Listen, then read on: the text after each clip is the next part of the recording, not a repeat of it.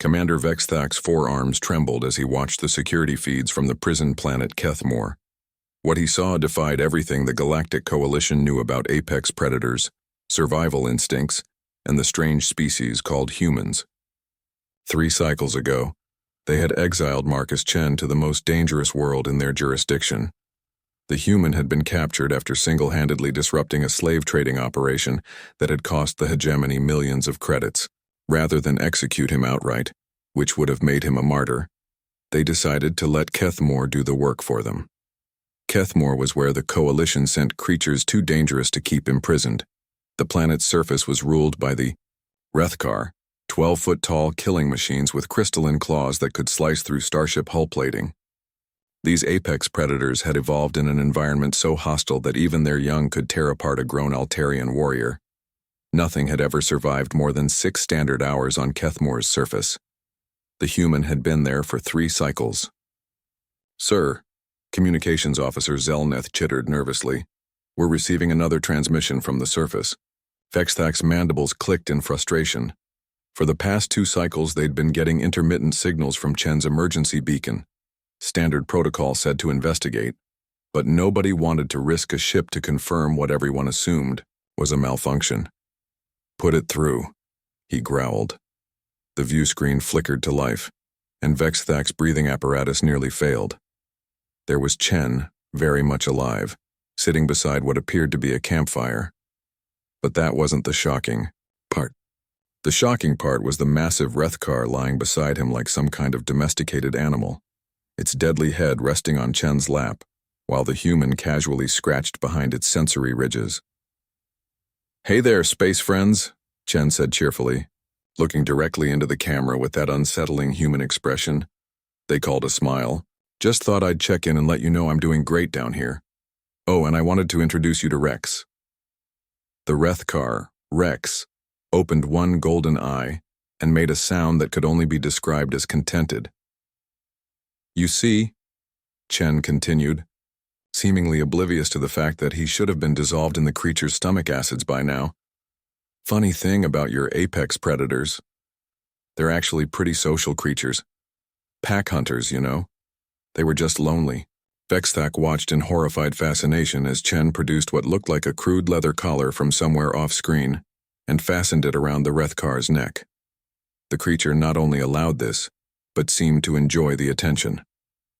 "The first day was rough, I'll admit," Chen said conversationally.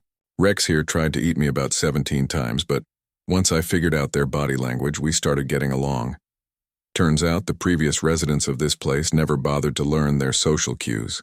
Classic mistake." The human stood up and the massive predator immediately followed, towering over him but maintaining a posture that any xenobiologist would recognize as submissive. Chen reached into a crude pouch and tossed something to the creature, who caught it with obvious delight. "Fermented bark from the native trees," Chen explained. "Rex has quite the sweet tooth, don't you, boy?" The Rethkar made that contented sound again, and Vexthak realized with growing horror that it was purring. "Now, I know what you're thinking," Chen continued, his tone taking on a slightly harder edge. "You're wondering how this happened. Well, it's simple, really. You threw me onto a planet full of intelligent creatures and expected them to kill me just because they look scary. But here's the thing about humans. We don't see monsters. We see potential friends." Chen walked to the edge of the camera's view, and Rex followed like a devoted pet. In the background, Vexthak could see more shapes moving. Other Rethkar, all wearing similar crude collars, all moving with the same relaxed, domesticated behavior. "I've been thinking about your slave trading operation," Chen said, his voice now carrying an unmistakable note of threat. "About all those innocent beings you've been trafficking, and I realized that Rex and his family here might enjoy a little field trip." The human's smile never wavered, but something in his eyes made Vexthak's blood run cold. "You see, I've been teaching them about spaceships, about how to be very, very quiet when they need to be. Rex is a quick learner, aren't you, boy?" The Rethkar looked directly into the camera and bared its crystalline fangs in what Vexthak realized was an imitation of Chen's smile. "So here's what's going to happen," Chen continued pleasantly. You're going to send a ship to pick us up, all of us. And then you're going to take me to every single one of your slave trading facilities, so Rex and his friends can meet your business partners. I think they'll get along wonderfully. The transmission cut to static.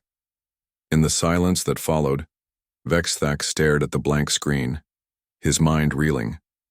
Somehow, impossibly, the human had not only survived, but had turned the galaxy's most feared apex predators into loyal companions, and now he was coming back.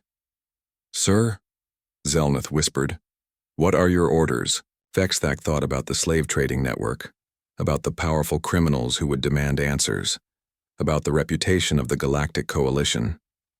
Then he thought about a human walking through their corridors with a pack of devoted Rethkar at his side. Send word to all Coalition facilities, he said quietly.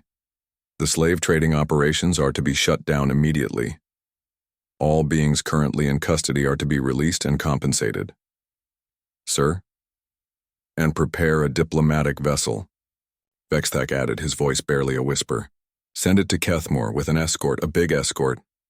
He paused, watching the static on the screen and wondering how everything had gone so wrong. And someone find out if humans have any other unusual hobbies we should know about. In the depths of space, aboard monitoring stations throughout the galaxy, the message was already spreading. The humans had done it again. Somehow, impossibly, they had taken the worst situation imaginable and turned it into something that would give nightmares to anyone who stood against them. And somewhere, on the surface of Kethmore, a man was teaching apex predators how to play fetch.